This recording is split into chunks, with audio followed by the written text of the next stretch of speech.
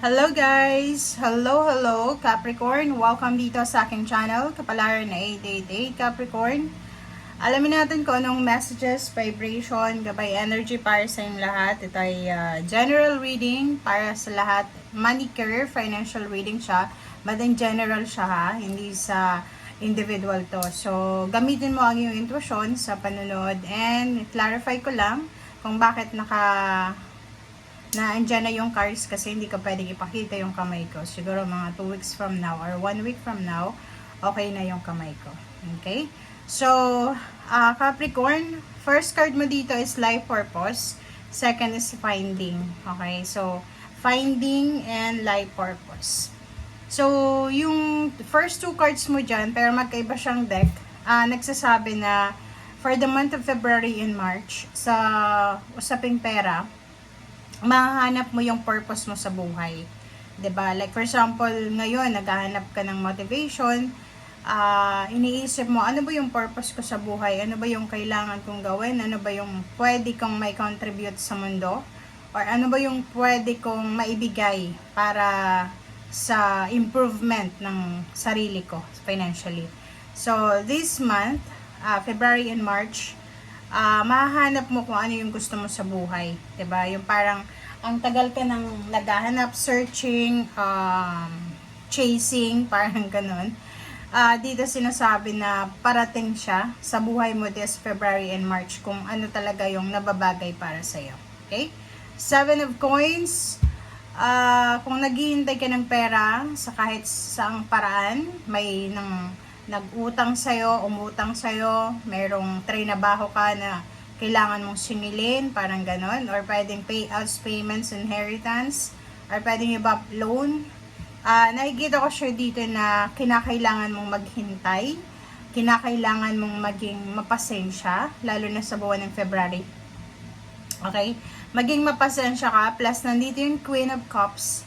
Yung Queen of Cups, sinasabi sa'yo na kinakailangan mong magkaroon ng kalmadong emosyon sa usaping pera. Lalo na pag wala tayong pera, pwedeng maghurumentado, maging negative, maging, alam mo yon, maging sensitive ka, na magiging apektado lahat yung pamilya mo, relationship mo, or paano pa man. So, Queen of Cups, sinasabi na kalma lang.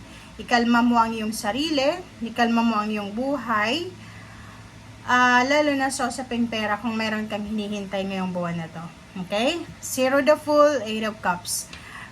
So sa pink career din, sinasabi ng baraha, kung dati ka ng OFW, kung dati ka nang nagtatrabaho sa ibang bansa, this month, February, March, or the whole year of 2025, since awakening yung 2025, bibigyan ka ng pagkakataon ng ating universe, ng ating Panginoon, na makapag-travel ulit, maging OFW ulit, bumalik ulit sa ibang bansa para hanapin kung ano yung gusto mong hanapin na swerte doon.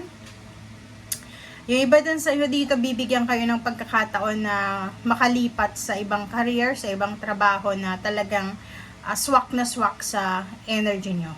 Okay? Next is the World card.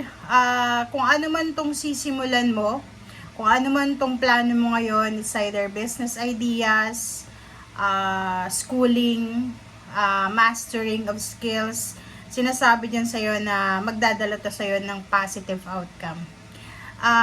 Maraming offers, siguro mahilig kang mag-browse sa social media, TikTok, Facebook, Instagram. Nakikita mo yung mga available jobs sa ibang bansa. So, nakikita ko siya dito, magkakaroon ka ng sobra-sobrang motivation tungkol dito sa mga trabahong ito. Okay? If nasa ibang bansa ka na ngayon, nakikita ko na hindi ka kontento sa lugar kung nasaan ka sa ngayon. Parang pinapakita dyan sa'yo ng barahan na magiging sobrang ambitious ka pa. Okay? Kung ambitious ka na ngayon, mas magiging ambitious ka pa sa mga susunod na araw. Okay? So, kung makikita mo, yung the world card na yan is completion yan.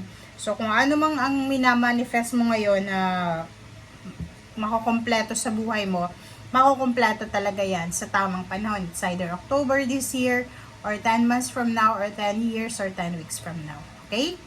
Justice card and the Lovers. Nakikita ko dito, posibleng yung karelasyon mo, hindi ito direkta sa'yo, posibleng yung karelasyon mo ay may bago ng trabaho, pipirma ng kontrata, bagong kontrata, kasi involved dito yung relationship pwedeng hindi ikaw yung direct na sinasabi dyan. So, comment down below, Capricorn, kung yung asawa mo, boyfriend, girlfriend, ay mapapasok sila sa bagong trabaho or pipirma sila sa bagong trabaho nila. Okay, the Lovers and King of Swords, nakikita ko sila ngayon na kinakailangan mong bigyan ng focus yung financial mo instead of relationship. Masyado kang nakafocus sa relationship mo, family life, yung parents mo, siblings, parang ganun, or yung intimate relationship mo, na hindi mo masyadong binibigyan ng pansin yung money, career. So, dito sinasabi na kailangan natin medyo balansehin yung ating focus, lalo na sa usaping pera and emotion. King of Cups and Justice, be careful if may mga new contract signing tayong gagawin this months of February and March. Capricorn, make sure na pag-isipan mo ng mabuti, maging mahinahon. If hindi mo like foreign contract siya, hindi siya English or hindi siya Tagalog or Filipino, make sure na humingi ka ng assistance sa isang tao na pwedeng nakakaintindi ng kontrata. Okay? The World card and King of Swords, sinasabi sa'yo dito, merong iba, hindi lahat ng Capricorn, merong iba sa inyo dito na ipupurso talaga nila yung international travel or international job na minamanifest nila. Okay? And sa usaping trabaho, pwedeng i-recommenda ka ng iyong kaibigan, ng iyong asawa, ng iyong kapamilya sa isang trabaho or sa isang career or sa isang business na pwede mong pasukin. Okay? Eight of Cups, Ace of Wands. So, nakikita ko pwedeng isang buong pamilya, mag-iina, mag-aama, mag-boyfriend, girlfriend, mag-asawa, isang buong pamilya ang nagbabalak na mangibang bansa, magibang bayan, parang ganun. Kung nasa ibang bansa ka na, binabalak mong kunin ang pamilya mo, kapatid, anak, magulang, parang ganun. Okay? And Seven of Coins and Eight of Cups. Sa mga iba sa inyo dyan na magre-relocate, huwag kayong masyadong gumastos ng maraming pera. Like for example, lilipat ka ng bahay para sa trabaho, para dun ka magsisimula ng career. Huwag kang masyadong mag-invest sa mga gamit. Like yung mga appliances sa loob ng bahay, kung nagre-rent ka lang naman, or pansamantala lang yan, okay? Kailangan maging wise ka sa spending mo, lalo na dito sa mga appliances na to. So, you're the Fool and Queen of Cups. Marami kang makikilala starting this year, 2025, hindi specific na February or March. Marami kang makikilala ng mga tao na makakatulong sa'yo para matupad mo yung pangarap mo. Or pwedeng yung mga dati mong kaibigan, parang reunion, yung pagkikita, dating katrabaho, posibleng sila yung makatulong sa'yo para dito sa trabahong darating sa'yo na siya siguro yung pinaka-wish mo talaga. Okay? So, thank you guys for watching. Ito para sa lahat ng Capricorn. Thank you. Bye.